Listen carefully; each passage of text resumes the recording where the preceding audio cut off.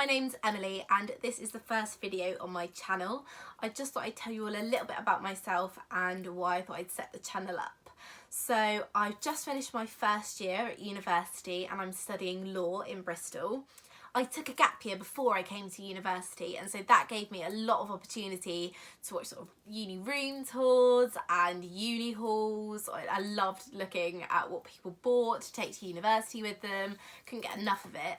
And so this year I thought, as soon as I've done a year and I've got a little bit of experience under my belt of what to expect from university, I thought that I could share it with you guys and hopefully help you get a little bit more prepared. My halls experience was perhaps a bit different to the usual halls experience, because I know that most people have a flat of say 6 people and that's that hall's experience, whereas mine was a purpose-built house for 12 people. When I got there I realised straight away that it was the right thing that I chose to do, because living with 12 people, it means that you meet so many more people, and during your first year it's all about meeting as many people as possible, sort of people from all over the country or even all over the world, and that's sort of what first year is all about. So by living with 12 people it just sort of opened sort of 11 more doors really, but just about to go into my second year and I will this year be living with 5 people including myself,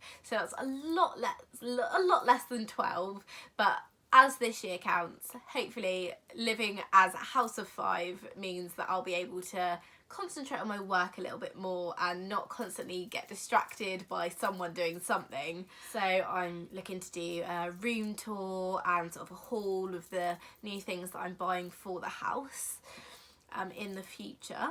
And if you are looking to study law, I definitely suggest, even though I didn't get a chance to do it at A level, it wasn't a mistake. I don't regret it at all. I knew I had a passion for the subject. I think at university, if you don't have a passion for what you've chosen, it does make it very difficult. And I think law is one of those that if you're not fully set on the subject, it's very difficult to sort of keep up with the reading and the writing, because if you don't have a passion you won't want to read it, and it just makes it a lot harder when there is a lot of reading.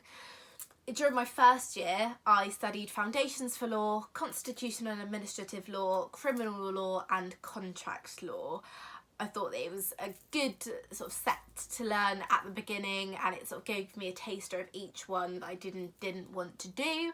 When I first went to university I thought that I was going to want to do commercial law and that was the route that I was going to take, but I learnt quite quickly that contracts were not the most exciting and perhaps I'd want to look at something else, or perhaps something slightly different in the commercial environment rather than the contract side.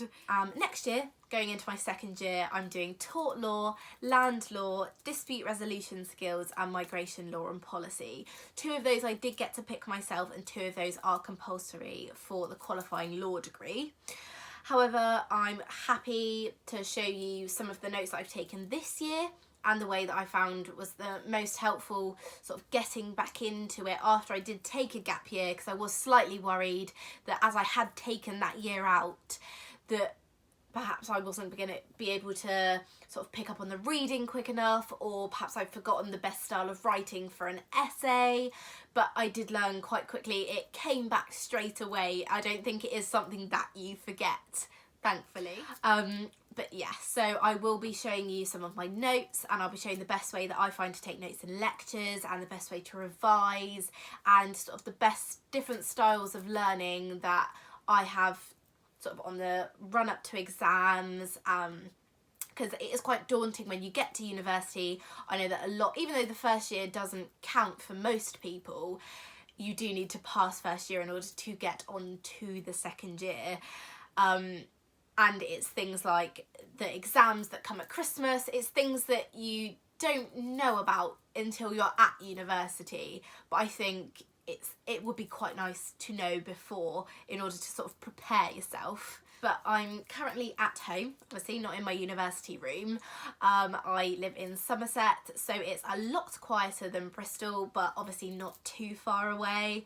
But I do love Bristol, and I do love being at home as well. I'm currently back in my full-time job that I was working before. I am very lucky that they have had me back for the summer, because it does mean that I don't have to work whilst I'm at university.